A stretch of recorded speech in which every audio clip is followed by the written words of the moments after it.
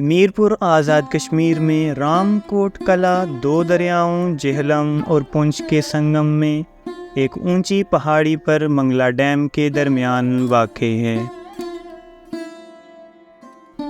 کشتی کے ذریعے منگلا جھیل کے شمالی حصے پر پہنچ کر ایک پہاڑی پر یہ عظیم الشان قلعہ دکھائی دیتا ہے۔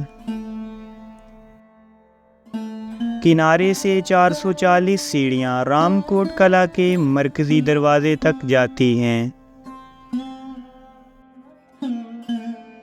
3 اطراف سے دریاؤں میں گھرے اس قلعے کا مرکزی راستہ چوکیوں کے ساتھ بہترین حکمت عملی پر بنایا گیا تاکہ ہر زاویے سے دشمن کا مقابلہ کیا جا سکے۔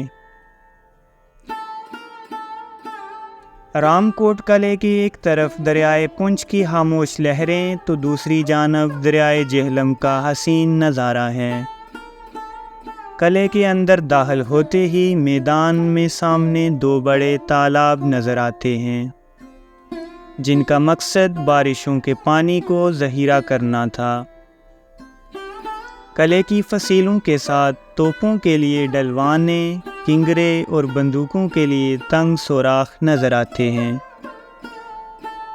اونچے برج اور پتھر سے بنائی گئی فصیلیں صدیاں گزر جانے کے بعد بھی مضبوطی سے کھڑی عظمت رفتہ کی یاد دلاتی ہیں۔ منگلا اور مظفر آباد قلعوں سے ملتے جلتے طرز تعمیر والے اس قلعے کی تعمیر 1186 میں غوری سلاطین کے عہد میں سلطان غیاث الدین سے منسوب کی جاتی ہے۔ یہ بھی قیاس کیا جاتا ہے کہ قلعہ رام چندر کے نام پر تعمیر کیا گیا۔ مذہبی طور پر اسے شری رام کی جنم بھومی میں قرار دیا جاتا ہے، تاہم تاریخ دانوں کے نزدیک اس مقام کے بارے میں حتمی رائے قائم کرنا نہایت مشکل ہے۔ قلعے کے پیچیدہ محل وقوع کے باعث بہت کم لوگ اس تاریخی قلعہ کو دیکھنے یہاں آ پاتے ہیں۔